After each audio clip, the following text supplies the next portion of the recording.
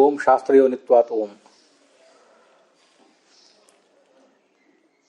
ಔಪನಿಷದಃ ಪುರುಷಃ ಇತ್ಯಾದಿ ಶ್ರುತಿಭ್ಯಶ್ಚ. ಭಾಷ್ಯದ ಮೂಲವಾಕ್ಯಗಳನ್ನು ಶಾಸ್ತ್ರಯೋನಿತ್ವಾಧಿಕರಣಕ್ಕೆ ಸಂಬಂಧಿಸಿದಂತೆ ಭಾಷ್ಯ ದೀಪಿಕಾದ ಬೆಳಕಿನಲ್ಲಿ ನಾವು ನೋಡ್ತಾ ಇದ್ದೀವಿ. ಈ ಜಗತ್ತಿನ ಕಾರಣವಾದದ್ದು ಅದು ಶಾಸ್ತ್ರದಿಂದ ಯಾಕೆ ವೇದ್ಯ ಅಂತ ಪ್ರಶ್ನೆ ಬಂದಾಗ ಅದಕ್ಕೆ ನಾವೇದವಿನ್ ಮನೋದೇ ತಂ ಬೃಹಂತಂ ಅನ್ನುವ ವಾಕ್ಯವನ್ನು ಹೇಳಿದ್ದನ್ನು ಭಾಷ್ಯ ದೀಪಿಕಾಚಾರ್ಯ ತೋರಿಸಿದ್ದಾರೆ. ತೈತ್ರಿಯ ಸಂಹಿತಾದಲ್ಲಿ ಅಂದರೆ ಕೃಷ್ಣ ಯಜುರ್ವೇದದ ಮಾತಿದು. ಅತ್ರ ಹ್ರಸ್ವ ಉಕಾರ ಪಾಠ ಅಂತಾರೆ. ಸರ್ವಾನುಭೂ ಅಂತ ಹ್ರಸ್ವ, ಅದರದ್ದು ಅಭಿಪ್ರಾಯ ಇದ್ದಿರ್ಬೇಕು ಅವರು. ಔಪನಿಷದಃ ಪುರುಷ ಅಂತಿದೆಯಲ್ಲ, ಅದೊಂದು ಬೇರೆ ವಾಕ್ಯ, ಶ್ರುತ್ಯಂತರಂ ಅಂತ ಹೇಳಿದ್ದಾರೆ. ಹಾಗಾಗಿ ಪ್ರಾಯ ಅದು ನಮಗೆ ಈಗ ಸಿಕ್ಕಿಲ್ಲ ಅಂತ ಅವರ ತಾತ್ಪರ್ಯ ಇದು ಕಾಣಿಸ್ತದೆ. ಔಪನಿಷದಃ ಪುರುಷ ಅನ್ನೋದಕ್ಕೆ ನಾವು ಈ ಹಿಂದೆ ನೋಡಿದ್ವಲ್ಲ, ಉಪನಿಷತ್ತಿನಿಂದ ಗಮ್ಯ. ಉಪನಿಷದಃ ಅಯಂ ಔಪನಿಷದಃ, ಇಷ್ಟೇ ನಾವು ಅರ್ಥ ಮಾಡ್ಕೊಂಡಿದ್ವಿ. ಅಲ್ಲಿ ಆ ಮತ್ತು ಔಪನಿಷದ ಹೀಗೆ ಅದನ್ನು ಛೇದ ಮಾಡಬೇಕು ಅಂತಾರೆ ಅವರು. ಅತ್ರ ಆಂಗಃ ಪ್ರಶ್ಲೇಷಃ ಕಾರ್ಯ, ಇದು ಹಿಂದೆ ಯಾರು ಮಾಡಿಲ್ಲ ಅಂಥದ್ದೊಂದು ಅರ್ಥವನ್ನು ಅವರು ತೋರಿಸ್ತಾ ಇದ್ದಾರೆ. ಆ ಔಪನಿಷದಃ ಔಪನಿಷದಃ ಅಂತ ಅದು ಹೇಗೆ ಅಂತ ಮುಂದೆ 2ನೇ ಪ್ಯಾರಾಗ್ರಾಫ್ನಲ್ಲಿ ತೋರಿಸ್ತಾರೆ. ಈಗ ನೀವೇನು 68ನೇ ಪುಟದಲ್ಲಿ ಭಾಷ್ಯ ದೀಪಿಕಾ ನೋಡ್ತಾ ಇದ್ದೀರಿ, ಅಲ್ಲಿ ಕೊನೆಗೆ ನನಿದ್ವಯ ಆಂಗ್ ಘಟಿತ ಶ್ರುತ್ಯುದಾಹರಣೆನ ಅಂತ ಅದನ್ನು ಮುಂದೆ ತೋರಿಸ್ತಾರೆ. ಔಪನಿಷದಃ ಪುರುಷ ಅನ್ನುವಲ್ಲಿ ಆಂಗ್ ಅನ್ನೋದನ್ನು ಸ್ವಲ್ಪ ಬೇರ್ಪಡಿಸ್ಕೋಬೇಕು ಅಂತ ಅವರ ತಾತ್ಪರ್ಯ ಕಾಣಿಸ್ತದೆ. ಅಥವಾ ನಾವೇದ ವಿನ್ಮನುತೆ ತಂ ಬೃಹಂತಂ ಸರ್ವಾನುಭಮಾತ್ಮಾನಂ ಸಾಂಪರಾಯ ಅಂತಿದೆಯಲ್ಲ, ಅಲ್ಲಿಯೂ ಕೂಡ ನ ಆ ಅವೇದ ವಿನ್ಮನುತೆ ತಂ ಬೃಹಂತಂ ಅಂತ ಅಲ್ಲಿಯೂ ಛೇದ ಮಾಡ್ಕೊಳ್ಬಹುದು. ನ ಆ ಅವೇದ ವಿನ್ಮನುತೆ ಅಂತ ಮಾಡಿದರೆ ಎಲ್ಲ ಸೇರಿ ಸವರ್ಣ ದೀರ್ಘ ಸಂಧಿ ಆಗ್ತದೆ, ನಾವೇದ ವಿನ್ಮನುತೆ ಅಂತ ಆಗ್ತದೆ. ಆ ಔಪನಿಷದಃ ಅಂತ ಪರಿಚ್ಛೇದ ಮಾಡಿಕೊಂಡ್ರೆ ಅದು ಸೇರಿ ವೃದ್ಧಿ ಸಂಧಿ ಆಗೇ ಆಗ್ತದೆ, ಔಪನಿಷದಃ ಅಂತಲೇ ಆಗ್ತದೆ. ಎರಡನ್ನೂ ತಿಳ್ಕೋಬಹುದು ಅಂತ ಕಾಣಿಸ್ತದೆ. ಇನ್ನು ಆದಿಪದದಿಂದ ಯಾವ ಮಾತುಗಳನ್ನು ತಗೊಳ್ಬೇಕು? ಇತ್ಯಾದಿ ಶ್ರುತಿಭ್ಯಶ್ಚ ಅಂತ ಹೇಳಿದ್ದಾರೆ. ಸರ್ವೇ ವೇದಾ ಯತ್ಪದಮಾಮನಂತಿ ಅಂತ ಕಠೋಪನಿಷತ್ತು, ವೇದಾ ಹ್ಯೇವೈನಂ ವೇದಯಂತಿ ಅಂತ ಬಾಲ್ಯವೇ ಶ್ರುತಿ ತತ್ವನಿರ್ಣಯದಲ್ಲಿ ಬಂದದ್ದು. ನಾನು ಮಾನಂ ವೇದಾ ನೇಂದ್ರಿಯಾಣಿ ನಾನು ಮಾನಂ ವೇದಾ ಹ್ಯೇವೈನಂ ವೇದಯಂತಿ ತಸ್ಮಾದಾಹುರು ವೇದ ಇತಿ. ಇಂದ್ರಿಯಗಳಾಗಲಿ ಅನುಮಾನವಾಗಲಿ ಭಗವಂತನನ್ನು ತಿಳಿಸೋದಿಲ್ಲ, ಶಾಸ್ತ್ರಗಳು ಮಾತ್ರ ತಿಳಿಸ್ತವೆ ಅಂತ ಬಾಲ್ಯವೇ ಶ್ರುತಿ ಅಂತ ತಗೋಬೇಕು. ತಂತು ಔಪನಿಷದಂ ಪೃಚ್ಛಾಮಿ ಔಪನಿಷದಂ ಪುರುಷಂ ಪೃಚ್ಛಾಮಿ ಅಂತ ಬೃಹದಾರಣ್ಯಕ ಉಪನಿಷತ್ತಿನಲ್ಲಿ ಬರುವ ಮಾತನ್ನ ತಗೊಳ್ಬೇಕು ಅಂತಾರೆ. ಇದು ನೋಡಿ, ಅನೇಕ ಕಡೆ ಹೀಗೆ ಆಚಾರ್ಯರು ಮಾಡಿರ್ತಾರೆ. ಔಪನಿಷದ ಪುರುಷ ಅಂತ ಒಂದು ವೇದವಾಕ್ಯ ಹೇಳಿದ್ರಲ್ಲ, ಅದು ಎಲ್ಲಿದೆ ಅಂತ ನಮಗೀಗ ಸಿಗೋದಿಲ್ಲ. ಶ್ರುತ್ಯಂತರಂ ಅಂತ ಅದಕ್ಕೇ ಜಗನ್ನಾಥೇತಿಗಳು ಅದನ್ನು ಹೇಳಿದರು. ಎಲ್ಲೋ ಒಂದು ಕಡೆ ಬೇರೆ ಕಡೆ ಬಂದಿರೋ ವೇದವಾಕ್ಯ. ಆಚಾರ್ಯ ಅದನ್ನ ಯಾಕೆ ಕೊಟ್ಟಿದ್ದಾರೆ? ಔಪನಿಷದ ಪುರುಷ ಅನ್ನೋದನ್ನು ಕೊಟ್ಟರೆ ಯಾಕೆ? ಅದರ ಬದಲು ತಂತು ಔಪನಿಷದಂ ಪೃಚ್ಛಾಮಿ ಅಂತ ಬೃಹದಾರಣ್ಯಕ ಉಪನಿಷತ್ ಭಾಷ್ಯದಲ್ಲಿ ಬೃಹದಾರಣ್ಯಕ ಉಪನಿಷತ್ತಲ್ಲಿ ಬಂದಿರುವುದನ್ನೇ ಅವ್ರು ಹೇಳ್ಬೋದಿತ್ತಲ್ಲ. ಅದರಿಂದ ಅನುಕೂಲ ಏನಾಗ್ತಿತ್ತಂದ್ರೆ, ಆಚಾರ್ಯರು ಎಲ್ಲಿಯೋ ಇರುವಂಥ ಅಪ್ರಸಿದ್ಧವಾದಂಥ ಅದು ವೇದ ಹೌದೋ ಇಲ್ಲೋ ಅಂತ ಬೇರೆಯವರಿಗೆ, ಆಚಾರ್ಯರನ್ನು ನಂಬದೇ ಇದ್ದವರಿಗೆ ಸಂಶಯಕ್ಕೆ ಕಾರಣ ಆಗುವಂಥ ವೇದವಾಕ್ಯವನ್ನು ಯಾಕೆ ಹೇಳಿದರು? ತಂತು ಉಪನಿಷದಂ ಪೃಚ್ಛಾಮಿ ಅಂತ ಬೃಹದಾರಣ್ಯಕದ ಮಾತನ್ನೇ ಹೇಳಿಬಿಟ್ಟಿದ್ರೆ ಅದು ಬೃಹದಾರಣ್ಯಕ ಉಪನಿಷತ್ತನ್ನ ಎಲ್ಲರೂ ಒಪ್ತಾರೆ, ಅದೆಲ್ಲರಿಗೂ ಉಪಲಬ್ಧನೂ ಇದೆ, ಅದನ್ನೇ ಹೇಳ್ಬೋದಿತ್ತಲ್ಲ ಅಂತ ಒಂದು ಪ್ರಶ್ನೆ ಬರ್ತದೆ ನಮಗೆ. ಅನೇಕ ಕಡೆ ಆಚಾರ್ಯ ಈ ಥರ ಮಾಡಿದ್ದಾರೆ. ನಿಮಗೆ ಗೊತ್ತಿರುವುದನ್ನು ನಾನು ಹೇಳಬೇಕಾಗಿಲ್ಲ. ನೀವು 10 ಉಪನಿಷತ್ತುಗಳು, ಮಹಾಭಾರತ, ಭಾಗವತ ಇತ್ಯಾದಿ ಎಲ್ಲವನ್ನೂ ಓದಿ ಬ್ರಹ್ಮಸೂತ್ರ ಭಾಷ್ಯದ ಶ್ರವಣಕ್ಕೆ ಬಂದಿದ್ದೀರಿ ಅಂತಲೇ ಅರ್ಥ. ಅದನ್ನು ಅನೇಕ ಕಡೆ ನ್ಯಾಯಸುಧಾದಲ್ಲಿ ಆ ಥರ ಹೇಳಿದ್ದಾರೆ ಅಂತ ನಂಗೆ ನೆನಪು. ಅದಕ್ಕೆ ಅಧಿಕಾರಿ ಯಾರು ಅಂದರೆ ಇದನ್ನೆಲ್ಲ ಓದಿದವನು ಅಂತ. ನೀವು ಅದನ್ನೆಲ್ಲ ಓದಿರ್ತೀರಿ. ತಂತು ಔಪನಿಷದಂ ಪುರುಷಂ ಪೃಚ್ಛಾಮಿ ಅಂತ ವಾಕ್ಯವನ್ನು ನಾನು ನಿಮಗೆ ಕೋಟ್ ಮಾಡಬೇಕಾದ ಅಗತ್ಯ ಇಲ್ಲ. ನಿಮಗೆ ಗೊತ್ತೇ ಇಲ್ಲದಿರುವುದನ್ನು, ನಿಮಗೆ ಹುಡುಕಿದ್ರು ಸಿಗದೇ ಇರುವುದನ್ನು ಔಪನಿಷದ ಪುರುಷ ಅನ್ನೋದನ್ನು ನಾನು ಕೋಟ್ ಮಾಡ್ತೇನೆ ಅಂತ ಆಚಾರ್ಯ ತಾತ್ಪರ್ಯ ಇರ್ತದೆ. ಅನೇಕ ಕಡೆ ಹಾಗೆ ಮಾಡ್ತಾರೆ. ಒಂದು ಕಡೆ ಭಾಗವತ ತಾತ್ಪರ್ಯದಲ್ಲೂ ಕೂಡ ನಾಸದಾಸೀನ್ ನೋಸದಾನ್ಸೀತ್ ನಾಸೀದ್ರಜೋ ನ ವ್ಯೋಮಾ ಪರೋ ಯತ್ ಅಂತ ಈ ಒಂದು ವೇದವಾಕ್ಯ ಪ್ರಸಿದ್ಧವಾದದ್ದಿದೆ, ಋಗ್ವೇದದಲ್ಲೇ ಬರ್ತದೆ. ಅದನ್ನು ಕೋಟ್ ಮಾಡುವುದನ್ನು ಬಿಟ್ಟು ಅಲ್ಲಿಯೂ ಕೂಡ ನಾಸದಾಸಿ ನೋಸದಾಸಿ ಕೊನೆಗೆ ಸಾಹಿ ವಿಶ್ವರೂಪಸ್ಯ ರಜನಿ ಅಂತ ಭಾಗವತ ತಾತ್ಪರ್ಯದಲ್ಲಿ ಅಲ್ಲಿಯೂ ಒಂದು ಬಾಲ್ಯವೇ ಶ್ರುತಿನೋ ಯಾವುದೋ ಒಂದನ್ನು ಉದ್ಧರಿಸಿದ್ದಾರೆ. ನಿಮ್ಗೆ ಗೊತ್ತಿರುವುದನ್ನು ನೀವೇ ನೋಡ್ಕೊಳ್ಳಿ, ನಿಮ್ಗೆ ಗೊತ್ತಿಲ್ಲದೇ ಇರುವುದನ್ನು ನೀವು ಹುಡುಕಿದ್ರೂ ಸಿಗದೇ ಇರುವುದನ್ನು ನಾನು ಹೇಳಿರ್ತೀನಿ, ಅವೆರಡನ್ನೂ ಸಂಗಮ ಮಾಡ್ಕೊಳ್ಳಿ ಅಂತ ಆಚಾರ್ಯ ತಾತ್ಪರ್ಯ ಇರ್ತದೆ. ಆ ಭಾಗವತದ ತಾತ್ಪರ್ಯದಲ್ಲಿ ಬಂದಿರೋ ಶ್ಲೋಕವನ್ನು ಮೊನ್ನೆ ದಿವಸ ಭಾಗವತ ತಾತ್ಪರ್ಯ ಪ್ರವಚನದಲ್ಲಿ ಹೇಳಿದ್ದೆ. ಅಲ್ಲಿ ಅವನಿಗೆ ಯಾವುದೂ ಕೂಡ ಪ್ರಾಕೃತವಾದ ದೇಹ ಇಲ್ಲ, ಅಪ್ರಾಕೃತವಾದ ದೇಹ ಮಾತ್ರ ಇದೆ ಅನ್ನೋದು ಹೇಳುವಂಥ ಪ್ರಸಂಗದಲ್ಲಿ ಆ ಥರದ ಮಾತಿದೆ. ಮತ್ತೆ ತಮ್ಮ ಪೂರ್ವ ಪ್ರಕೃತಂ ಬೃಹಂತಂ ಅಂದ್ರೆ ಪೂರ್ಣಂ. ನಾವು ಹಿಂದೆ ಈಗ ಒಂದು 3-4 ದಿವಸ ಹಿಂದೆ ಸರ್ವಾನುಭೂ ಅನ್ನೋ ಶಬ್ದಕ್ಕೆ ಏನು ಅರ್ಥ ಅಂತ ಚಿಂತನೆ ಮಾಡಿದ್ದೆವು. ಅಲ್ಲಿ ಅನುಭೂ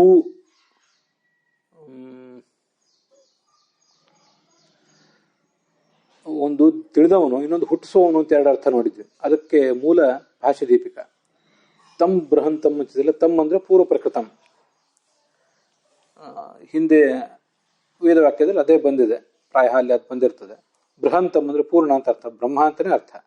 ಸರ್ವಾನುಭವಂ ಅಂದ್ರೆ ಸರ್ವಂ ಅನುಭವತಿ, ಎಲ್ಲವನ್ನು ತಿಳಿಯುತ್ತಾನೆ, ಆದ್ರಿಂದ ಸರ್ವಾನುಭೂಹು ಅಂತ ಮೂಲ ದೀರ್ಘ, ಮೂಲ ಶಬ್ದ.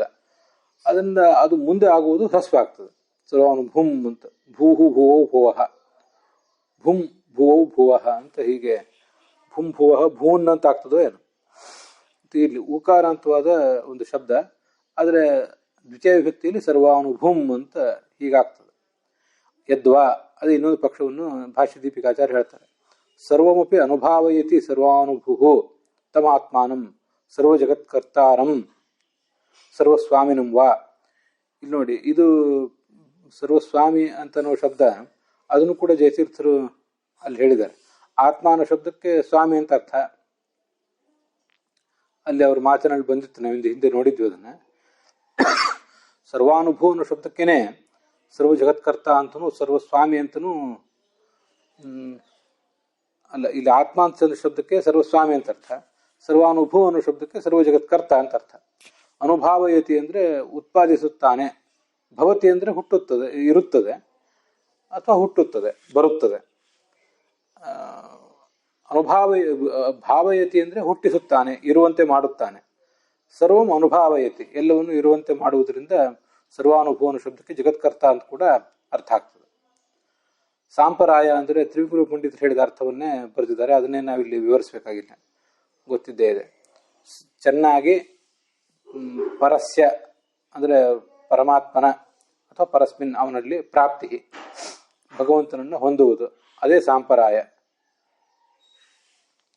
ತಾದರ್ಥೇ ಸಪ್ತಮಿ, ಸಪ್ತಮಿ ವಿಭಕ್ತಿ ಬಂದಿರುವುದು ಮೋಕ್ಷಕ್ಕಾಗಿ ಅನ್ನೋ ಈ ಅರ್ಥ. ಅಲ್ಲಿ ನಾವೇದವಿನ್ಮನುತೆ ತಂ ಬೃಹಂತಂ ಸರ್ವಾನುಭವಮಾತ್ಮಾನಂ ಅವೇದವಿನ್ಮನುತೆ ಅಂತಿದೆಯಲ್ಲ, ಅವೇದ ಅನ್ನೋ ಶಬ್ದಕ್ಕೆ ನಾವು ಶಾಸ್ತ್ರ ಅಂತಲೇ ಅರ್ಥ ಮಾಡಿಕೊಂಡು ನಾವೀಗಾಗಲೇ ಮುಂದೆ ಸಾಗಿದ್ದೀವಿ. ವೇದ ಅನ್ನೋ ಶಬ್ದಕ್ಕೆ ಶಾಸ್ತ್ರ ಅಂತ ಅರ್ಥ ಎಲ್ಲಿ ಬಂದಿದೆ ಅನ್ನೋದನ್ನ ಈಗ ತೋರಿಸ್ತಾ ಇದ್ದಾರೆ ಅಷ್ಟೇ ಅವರು, ಭಾಷ್ಯ ದೀಪಿಕಾಚಾರ್ಯರು. ವಿಷ್ಣು ತತ್ವ ನಿರ್ಣಯ ಟೀಕಾದಲ್ಲಿ ವೇದ ಶಬ್ದದಿಂದ ಸದಾಗಮಗಳನ್ನು ಇಟ್ಕೋಬೇಕು ಅಂತ ಒಂದು ಕಡೆ ಬಂದಿದೆ, ಅದರಂತೆ ಇಲ್ಲಿಯೂ ಕೂಡ ಹಾಗೆ ತಿಳ್ಕೋಬೇಕು. ಸದಾಗಮಾರ್ಥದ ಅಜ್ಞಾನಿ, ಸದಾಗಮಗಳ ಅರ್ಥವನ್ನು ತಿಳಿಯದೇ ಇದ್ದವನು ಮತ್ತು ಸದಾಗಮಗಳಿಗೆ ವಿರುದ್ಧವಾದದ್ದನ್ನು ತಿಳಿದವನು, ಇವರು ಎರಡೂ ಕೂಡ ಅರ್ಥ ಅದಕ್ಕೆ. ವೇದ ವಿರುದ್ಧ ಜ್ಞಾನೀವಾ ನ ಮನುತೆ, ಆ ಭಗವಂತನನ್ನ ತಿಳಿಯುವುದು ಸಾಧ್ಯ ಇಲ್ಲ. ಅಂತೂ ವೇದಕ್ಕಿಂತ ಭಿನ್ನವಾದದ್ದು ಯಾವುದು ಕೂಡ ಜಗತ್ಕರ್ತೃವಾದ ಪರಮಾತ್ಮನನ್ನ ತಿಳಿಸುವುದಿಲ್ಲ, ಯಥಾರ್ಥವಾಗಿ ತಿಳಿಸುವುದಿಲ್ಲ ಅಂತ ಒಟ್ಟದರ ತಾತ್ಪರ್ಯ. ಪುರುಷೋ ಜಗತ್ಕರ್ತ ಆ ಔಪನಿಷದಃ ಉಪನಿಷದೇಕ ಸಮಧಿಗಮ್ಯ ಇತಿ ಅನ್ಯಶ್ರುತ್ಯರ್ಥ. ಅಲ್ಲಿ ಇತಿ ಶ್ರುತ್ಯಂತರಂ ಅಂತ ಬಂದಿತ್ತಲ್ಲ, ಔಪನಿಷದ ಪುರುಷ ಇತಿ ಶ್ರುತ್ಯಂತರಂ. ಅತ್ರ ಆಂಗಃ ಪ್ರಶ್ಲೇಷ ಕಾರ್ಯ, ಪ್ರಶ್ಲೇಷ ಅಂದ್ರೆ ಬೇರ್ಪಡಿಸುವುದು ಅಂತ ಅರ್ಥ ಅಂತ ಮೇಲೆ ಪ್ಯಾರಾಗ್ರಾಫ್ನಲ್ಲಿ ಬಂದಿತ್ತು. ಅದರ ಅರ್ಥವನ್ನ ಈಗ ಹೇಳ್ತಾ ಇದ್ದಾರೆ. ಈ ಔಪನಿಷದ ಪುರುಷ ಅಂದ್ರೆ ಜಗತ್ಕರ್ತೃವಾದ ಈ ಭಗವಂತನು ಔಪನಿಷದ ಉಪನಿಷತ್ತಿಗೆ ಸಂಬಂಧಪಟ್ಟವನಾಗಿದ್ದಾನೆ. ಅಂದ್ರೆ ಆ ಔಪನಿಷದ ಅನ್ನೋದನ್ನ ಆ ಔಪನಿಷದ ಅಂತ ಛೇದ ಮಾಡ್ಕೋಬೇಕು. ಮೊದಲು ಹಿಂದೆ ಛೇದ ತೋರಿಸಿದ್ದಾರೆ, ಈಗ ಅರ್ಥ ತೋರಿಸ್ತಿದ್ದಾರೆ. ಪುರುಷ ಅನ್ನೋ ಶಬ್ದಕ್ಕೆ ಜಗತ್ಕರ್ತ ಅಂತ ಅರ್ಥ. ಆ ಔಪನಿಷದ ಅಂದರೆ ಔಪನಿಷದ ಅಂದರೆ ಉಪನಿಷತ್ತಿನಿಂದ ತಿಳಿಯಲ್ಪಡುವವನು ಅಂತ ಅರ್ಥ. ಆ ಅಂದರೆ ಸಮಾಧಿಗಮ್ಯ. ಆ ಅನ್ನೋ ಶಬ್ದಕ್ಕೆ ಆಂಗ್, ಆ ಅನ್ನುವುದು ಆಂಗ್ ಅಂತನ್ನುವಂಥ ಅವ್ಯಯ. ಅದಕ್ಕೆ ನಮಗೆ ಆಂಗ್ ಅನ್ನೋ ಅವ್ಯಯ ಅಭಿವಿಧಿಯನ್ನ, ವ್ಯಾಪ್ತಿಯನ್ನ ಹೇಳ್ತದೆ ಅನ್ನೋದು ಗೊತ್ತಿದ್ದೇ ಇದೆ ಎಲ್ಲ ಕಡೆ. ಇತಿ ಸಮಗ್ರ ಹೀಗೆ ಇನ್ನೊಂದು ಶ್ರುತಿಯ ಅರ್ಥ. ಆ ಅನ್ನೋ ಶಬ್ದವನ್ನು ಹೀಗೆ ಛೇದ ಮಾಡ್ಕೊಳ್ಬೇಕು ಅಂತ ಹೇಳಿದ್ರೆ ಸಾರ್ಥಕ್ಕೆ ಗೊತ್ತಾಯ್ತು. ಗಮ್ಯ ಅಂದರೆ ಗ್ರಾಹ್ಯ ಅಂತ ಅರ್ಥ. ಅಲ್ಲಿ ಗಮ್ಯತ್ವಂ ಗ್ರಾಹ್ಯತ್ವಂ ತದ್ಧಿತಾರ್ಥ. ಈ ಔಪನಿಷದ ಪುರುಷ ಅನ್ನೋದು ತದ್ಧಿತ ಪ್ರತ್ಯಯ ಬಂದಿದೆಯಲ್ಲ, ಉಪನಿಷದ ಅಯಂ ಔಪನಿಷದ ಅಂತ. ಈ ಕೆಲವು ಕಡೆ ದಶರಥಸ್ಯ ಅಯಂ ದಶರಥಸ್ಯ ಅಪತ್ಯಂ ಪುಮಾನ್ ದಾಶರಥಿ ಅಂತ ಅಲ್ಲಿಯೂ ತದ್ಧಿತ ಪ್ರತ್ಯಯ ಇದೆ, ಅದಕ್ಕೆ ಮಗ ಅಂತ ಅರ್ಥ. ಇಲ್ಲಿ ತದ್ಧಿತ ಪ್ರತ್ಯಯ ಬಂದಿರುವುದು ಗಮ್ಯ ಅಂದರೆ ಗ್ರಾಹ್ಯನಾದವನು, ತಿಳಿಯಲ್ಪಡುವವನು ಅನ್ನೋ ಅರ್ಥದಲ್ಲಿ ತದ್ಧಿತ ಪ್ರತ್ಯಯ ಬಂದಿದೆ. ಉಳಿದ ಶ್ರುತಿಗಳು ಯಾವುದೇ ಶ್ರುತಿಭ್ಯಸ್ಯ, ಬೇರೆ ಬೇರೆ ಶ್ರುತಿಗಳನ್ನು ತಿಳ್ಕೋಬೇಕು ಅಂತ ಅದರ ತಾತ್ಪರ್ಯ. ನಡುವೆ ಅಲ್ಲಿರೋ ಸಮುಚ್ಚಯವ ಅದನ್ನೆಲ್ಲ ನಾನೇನು ಹೇಳೋದಿಲ್ಲ, ಅದೆಲ್ಲನೂ ಅಷ್ಟೇನು ಅಗತ್ಯ ಇರೋದಿಲ್ಲ. ವಾಕ್ಯದ ಅರ್ಥ ಹೇಗೆ ಮಾಡಬೇಕು ಅಂತ ಅವ್ರು ತೋರಿಸ್ತಿರ್ತಾರೆ ಅಷ್ಟೆ. ತಥಾಚ ಏವಮಾದಿ ಶ್ರುತಿಭ್ಯ, ಇವೇ ಮೊದಲಾದ ಶ್ರುತಿಗಳಿಂದ, ಪುರಾಣ ವಾಕ್ಯಗಳಿಂದ ಭಗವಂತನಿಗೆ ಶಾಸ್ತ್ರ ಯೋನಿತ್ವ ಅಂತನ್ನುವುದು ತಿಳಿದು ಬಂದಿದೆ. ಆದ್ದರಿಂದ ಅವನು ಅನುಮಾನದಿಂದ ಗಮ್ಯನಾದವನಲ್ಲ ಅಂತ ಹೀಗೆ ತಾತ್ಪರ್ಯ. ಭಗವಾನ್ ಜಗತ್ಕಾರಣಂ ನ ಅನುಮಾನಗಮ್ಯಂ ಶಾಸ್ತ್ರೈಕ ಸಮಧಿಗಮ್ಯತ್ವಾತ್ ಅಂತ ನಾವು ಹೇತು ಪ್ರಯೋಗ ಮಾಡಿದ್ದೇವೆ. ನ ಅನುಮಾನಗಮ್ಯಂ ಅಂತ ಸಾಧ್ಯ. ಆ ಅನುಮಾನಗಮ್ಯತ್ವ ಅಭಾವವನ್ನು ಸಾಧನೆ ಮಾಡಲಿಕ್ಕೆ ಶಾಸ್ತ್ರೈಕ ಗಮ್ಯತ್ವವನ್ನು ಹೇತುವನ್ನಾಗಿ ಪ್ರಯೋಗ ಮಾಡಿದ್ದೀವಲ್ಲ, ಆ ಹೇತು ಅಂತ ಅನ್ನೋದು ಅಸಿದ್ಧವಲ್ಲ. ಹೇತ್ವ ಸಿದ್ಧಿ ದೋಷವನ್ನು ಯಾರು ಶಂಕಿಸಬೇಡಿ ಅಂತ ಅದನ್ನೆಲ್ಲ ಇಲ್ಲಿಯವರೆಗೆ ಸಮರ್ಥನೆ ಮಾಡಿದ್ದಾರೆ ಈ ಎಲ್ಲ ವಾಕ್ಯಗಳಿಂದ. ನನ್ಯದ್ವಯ ಆಂಗ್ ಘಟಿತ ಶ್ರುತಿ ಉದಾಹರಣೆಯನ ನಾವೇದವೆನ್ಮನುತೆ ತಂ ಬೃಹಂತಂ ಅನ್ನುವಲ್ಲಿ ನನ್ಯದ್ವಯಗಳಿವೆ. ಅವೇದವಿತ್ತೆಂಬಲ್ಲಿ ಒಂದು ನನ್ಯ ಇದೆ, ಅದರ ನಿಷೇಧಾತ್ಮಕ ಶಬ್ದ ಇದೆ, ವೇದವನ್ನು ತಿಳಿಯದವನು ಅಂತ.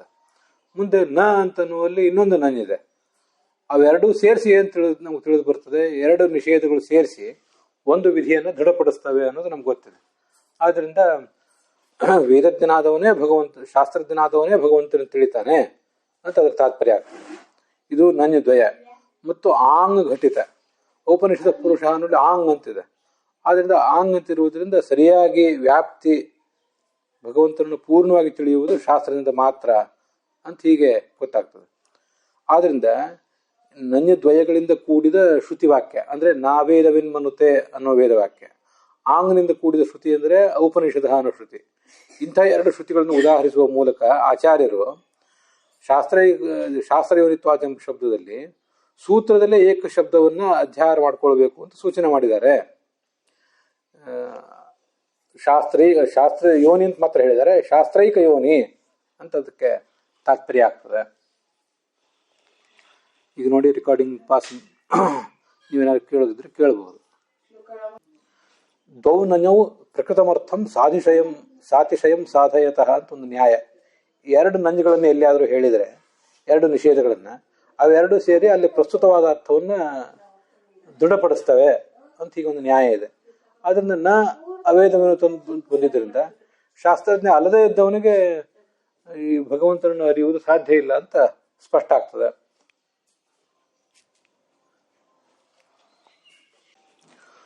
ಉಪನಿಷದ್ಗಮ್ಯನಾದರೂ ಕೂಡ ಅವನು ಅನುಮಾನದಿಂದ ಯಾಕೆ ತಿಳಿಬಾರದು ಅಂತ ಪ್ರಶ್ನೆ ಬಂದಾಗ ಮತ್ತೆ ಕೆಲವು ಪುರಾಣದ ವಾಕ್ಯಗಳನ್ನು ಹೇಳ್ತಾ ಇದ್ದಾರೆ. ಅದನ್ನ ಜಗನ್ನಾಥೇತಿಗಳು ವ್ಯಾಖ್ಯಾನಿಸ್ತಾರೆ. ನಚ ಅನುಮಾನಸ್ಯ ನಿಯತ ಪ್ರಾಮಾಣ್ಯಂ. ಚ ಶಬ್ದ ಅವಧಾರಣೆ. ಅವ್ಯಯಗಳಿಗೆ ಅನೇಕ ಅರ್ಥ ಇರ್ತವೆ. ಇದು ಸಂಸ್ಕೃತ ಭಾಷೆದು ಅಥವಾ ಎಲ್ಲ ಭಾಷೆಯಲ್ಲೂ ಅದೊಂದು ವೈಶಿಷ್ಟ್ಯ ಇರ್ತದೆ. ಆ ಥರ ಅವ್ಯಯಗಳನ್ನು ಪ್ರಯೋಗ ಮಾಡಲಿಕ್ಕೆ ಭಾಷೆಗೊಂದು ಸೌಂದರ್ಯ ಕೊಡೋದು, ಭಾಷೆಯನ್ನು ಹೆಚ್ಚು ಪರಿಣಾಮಕಾರಿ ಮಾಡೋದು ಉಪಯೋಗ ಅರ್ಥ ಇರ್ತದೆ. ಅದರಿಂದ ನಚ ಅನುಮಾನಸ್ಯ ಪ್ರಾಮಾಣ್ಯಂ ಅಂದರೆ ನೈವ ಅನುಮಾನಸ್ಯ ನಿಯತ ಪ್ರಾಮಾಣ್ಯಂ ಅಂತ ಅರ್ಥ. ಅನುಮಾನಕ್ಕೆ ಅತೀಂದ್ರಿಯ ಅರ್ಥಗ್ರಾಹಕತ್ವ ಇಲ್ಲ ಅಂತ ಅದರ ತಾತ್ಪರ್ಯ. ತಥಾಚ ನತೇನ ಅನ್ಯಸ್ಯ ಜಗತ್ಕರ್ತೃತಾ ಸಾಧನಂ ಯುಕ್ತಮಿತಿ ಭಾವಃ. ಆದ್ದರಿಂದ ಅನುಮಾನವನ್ನು ಇಟ್ಕೊಂಡು ಈ ಬೇರೆ ಯಾರೋ ವಿಷ್ಣುವನ್ನು ಬಿಟ್ಟು ಭಿನ್ನರಾದವರನ್ನು ಜಗತ್ಕರ್ತೃ ಅಂತ ಸಾಧನೆ ಮಾಡೋದು ಉಚಿತ ಅಲ್ಲ ಅಂತ ತಾತ್ಪರ್ಯ. ಅಲ್ಲಿ ಸರ್ವಧರ್ಮೋಪಪತ್ತೇಶ್ಚ ಅಂತ ಅದನ್ನ ಒಂದು ಪ್ರಶ್ನೆ ನಾವು ಹಿಂದೆ ಮಾಡ್ಕೊಂಡಿದ್ವಿ. ಎಲ್ಲಾ ಧರ್ಮಗಳು ಇರುವುದರಿಂದ ಅವನೊಂದು ಸರ್ವಜ್ಞ ಅಂತ ತಿಳಿತಾರೆ. ಇತ್ಯಧಿಕರಣ, ಅದು ಯಾವ ಅಧಿಕರಣ ಅಂತ ತೋರಿಸಿದ್ದಾರೆ ಅದನ್ನು ಗಮನಿಸಬೇಕು. 2ನೇ ಅಧ್ಯಾಯದ 1ನೇ ಪಾದದ 38ನೇ ಸೂತ್ರ, ಸರ್ವಧರ್ಮೋಪಪತ್ತೇಶ್ಚ ಅಂತ ಸೂತ್ರ. ಸ್ವಾತಂತ್ರ್ಯ ಎಂಬ ಹೇತುವಿನಿಂದ ವಿಷ್ಣುವಿಗೆ ಪೂರ್ಣತ್ವವನ್ನು ಸಾಧನೆ ಮಾಡಿದಿರಲ್ಲ ಅಂತ ಪ್ರಶ್ನೆ ಬಂದರೆ ನಿಯತ ಪ್ರಾಮಾಣ್ಯಂ ಅನ್ನೋ ಶಬ್ದದಿಂದ ಆ ಪ್ರಶ್ನೆಗೆ ಉತ್ತರ ಕೊಡ್ತಿದ್ದಾರೆ. ನಾವು ಕೇವಲ ಸ್ವಾತಂತ್ರ್ಯ ಎಂಬ ಹೇತುವಿನಿಂದ ಭಗವಂತನಿಗೆ ಪೂರ್ಣತ್ವವನ್ನು ಅಲ್ಲಿ ಸಾಧಿಸಿಲ್ಲ. ಸ್ವಾತಂತ್ರ್ಯ ಎಂಬ ಹೇತುವಿಗೆ ಅಲ್ಲಿ ವೇದವಾಕ್ಯದ ಬೆಂಬಲ ಇದ್ದುದನ್ನು ನಾವು ಹಿಂದೆ ನೋಡಿದ್ದೇವೆ. ಒಂದು ನ್ಯಾಯ ವಿವರಣದಲ್ಲಿ ಬಂದಿರುವಂಥ ಮಾತಿದೆ, ಅದನ್ನು ಅಲ್ಲೊಂದು ವೇದವಾಕ್ಯವೇ ಇದೆ.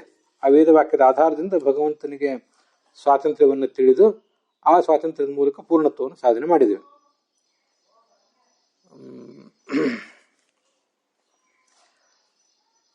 ನ ಅನುಮಾನಸ್ಯ ಇದು ಹೇತುಗರ್ಭಂ. ಕೆಲವು ವಾಕ್ಯಗಳನ್ನು ಬಿಟ್ಬಿಡಿ, ಅದೇನು ತೊಂದರೆ ಇಲ್ಲ. ತಥಾಚ ಅನುಮಾನತ್ವಾದೇವ ನ ತಸ್ಯ ಸ್ವಾತಂತ್ರ್ಯೇಣ ಅದೃಷ್ಟಾರ್ಥ ನಿಶ್ಚಾಯಕತ್ವ. ಅನುಮಾನ ಅನ್ನೋದು ಅನುಮಾನ ಆದ್ದರಿಂದಲೇ, ಅಂದರೆ ಅದು ಸ್ವಾಭಾವಿಕವಾಗಿಯೇ ಅದು ಅತೀಂದ್ರಿಯ ವಸ್ತುಗಳನ್ನು ಸ್ವತಂತ್ರವಾಗಿ ತಿಳಿಸಲಾರದು. ಯಾಕಂದರೆ ಪ್ರತಿಪಕ್ಷಾದಿ ಸಂಭವಾತ್, ಸತ್ಪ್ರತಿಪಕ್ಷ ಹೇತುವನ್ನು ಹೇಳಲಿಕ್ಕೆ ಸಾಧ್ಯ ಇದೆ, ಮತ್ತೆ ವ್ಯಾಪ್ತ್ಯ ಭಾವವನ್ನು ಹೇಳಲಿಕ್ಕೆ ಸಾಧ್ಯ ಇದೆ, ಹೀಗೆಲ್ಲ ಹೇಳಲಿಕ್ಕೆ ಸಾಧ್ಯ ಇದೆ. ಆದ್ದರಿಂದ ಅಸ್ವತಂತ್ರವಾಗಿ ಅನುಮಾನ ಪ್ರವೃತ್ತಿ ಮಾಡಲಾರದು ಅಂತ ಅರ್ಥ. ಕಿಂತು ಅಸ್ವಾತಂತ್ರ್ಯೇಣ, ಅಸ್ವತಂತ್ರವಾಗಿ ಪ್ರಯೋಗ ಮಾಡಬಹುದು. ಅದೇನು ಅಸ್ವತಂತ್ರವಾಗಿ ಪ್ರಯೋಗ ಮಾಡುವುದು ಅಂದರೆ, ಅಸ್ವತಂತ್ರವಾಗಿ ಅನುಮಾನ ಅತೀಂದ್ರಿಯ ಸಂಗತಿಗಳನ್ನು ಪ್ರತಿಪಾದಿಸುವುದು ಅಂದ್ರೆ ಏನು ಅದನ್ನ ಹೇಳ್ತಾರೆ. ಸ್ವಾತಂತ್ರ್ಯ ಅಂದರೆ, ಸ್ವತಂತ್ರ ಅಂದರೆ ಸಹಾಯ ರಹಿತ ಅಂತ ಅರ್ಥ. ಸ್ವಾತಂತ್ರ್ಯ ಅಂದರೆ ಸಹಾಯ ರಾಹಿತ್ಯ ಅಂತ ಅರ್ಥ. ಆದ್ದರಿಂದ ಅಸ್ವತಂತ್ರ ಅಂದರೆ ಸಹಾಯ ಸಹಿತ ಅಂತ ಅರ್ಥ ಆಗ್ತದೆ. ಈ ಅನುಮಾನಗಳಿಗೆ ವೇದಾದಿ ವಾಕ್ಯಗಳ ಸಹಾಯ ಇದ್ದರೆ ಆವಾಗ ಅದು ಖಂಡಿತವಾಗಿಯೂ ಸಂಬಂಧಪಟ್ಟ ವಿಷಯವನ್ನು ಪ್ರತಿಪಾದನೆ ಮಾಡೇ ಮಾಡ್ತದೆ. ತಚ್ಚ ನ ಸ್ವಾತಂತ್ರ್ಯ ಹೇದಾವ್ ಅಸ್ತಿ ಶ್ರುತಿ ಸಹಿತತ್ವಾತ್. ಭಗವಂತ ಪೂರ್ಣನಾಗಿದ್ದಾನೆ, ಸ್ವತಂತ್ರನಾಗಿರುವುದರಿಂದ ಅಂತ ಅಲ್ಲೇನೋ ನಾವು ಅನುಮಾನ ಪ್ರಯೋಗ ಮಾಡಿದ್ದೀವಲ್ಲ, ಆ ಅನುಮಾನದಲ್ಲಿ ಸ್ವಾತಂತ್ರ್ಯ ಅಂತ ಅನ್ನೋದು ಇಲ್ಲವೇ ಇಲ್ಲ. ಆ ಸ್ವಾತಂತ್ರ್ಯ ಎಂಬ ಹೇತುವಿನಲ್ಲಿ ಸ್ವಾತಂತ್ರ್ಯ ಇಲ್ಲವೇ ಇಲ್ಲ. ಸ್ವತಂತ್ರವಾಗಿ ಅದು ಸ್ವತಂತ್ರತ್ವ ಎಂಬ ಹೇತು ಸ್ವತಂತ್ರನ ತಾನೇ ಒಂದೇ ಸ್ವತಂತ್ರವಾಗಿ ಭಗವಂತನನ್ನು ಪೂರ್ಣ ಸಾಧನೆ ಮಾಡ್ತಾ ಇಲ್ಲ. ಯಾಕೆಂದರೆ ಅದು ಶ್ರುತಿ ಸಹಿತವಾಗಿದೆ. ಶ್ರುತಿ ಸಹಿತವಾಗಿದ್ದೇ ಅದು ಸಾಧನೆ ಮಾಡ್ತಾ ಇದೆ ಹೊರತು ಶ್ರುತಿ ರಹಿತವಾಗಿ ಸಾಧನೆ ಮಾಡ್ತಾ ಇಲ್ಲ. ಪೂರ್ವ ಪಕ್ಷಿಗಳು ಪ್ರಶ್ನೆ ಮಾಡಿದಂಥ ಸರ್ವಜ್ಞತ್ವ ಕಾರ್ಯತ್ವಾದ್ಯನುಮಾನಸ್ಯ, ನಾನಾ ಥರದ ಅನುಮಾನಗಳನ್ನು ಅವರು ಏನು ಪ್ರಯೋಗ ಮಾಡ್ತಾರಲ್ಲ, ಅವೆಲ್ಲವೂ ಕೂಡ ಶ್ರುತಿ ಸಹಾಯ ಇದ್ದುಕೊಂಡೇ ವಿವಕ್ಷಿತಾರ್ಥವನ್ನು ಪ್ರತಿಪಾದನೆ ಮಾಡ್ತವೆ. ಶ್ರುತಿ ಸಹಾಯ ರಹಿತತ್ವೇನ ಸ್ವತಂತ್ರತ್ವಾತ್ ನ ಪ್ರಮಾಣತ್ವಂ. ಶ್ರುತಿ ಸಹಾಯ ಅದಕ್ಕೆ ಇಲ್ಲದೆ ಹೋದರೆ, ಅದನ್ನು ಶ್ರುತಿಯ ಸಹಾಯವನ್ನು ನೀವು ಅದಕ್ಕೆ ತೋರಿಸದೆ ಹೋದರೆ ಅವು ಸ್ವತಂತ್ರವಾಗಿ ಯಾವುದನ್ನು ಪ್ರತಿಪಾದನೆ ಮಾಡೋದಿಲ್ಲ, ಅದರಿಂದ ಅವು ಪ್ರಮಾಣವೇ ಆಗೋದಿಲ್ಲ ಅಂತ ಅದರ ತಾತ್ಪರ್ಯ ಆಗ್ತದೆ. ಅಲ್ಲಿಗೆ ಇವತ್ತಿನ ಈ ಭಾಗ ಸಮಾಪ್ತ ಆಗಿದೆ.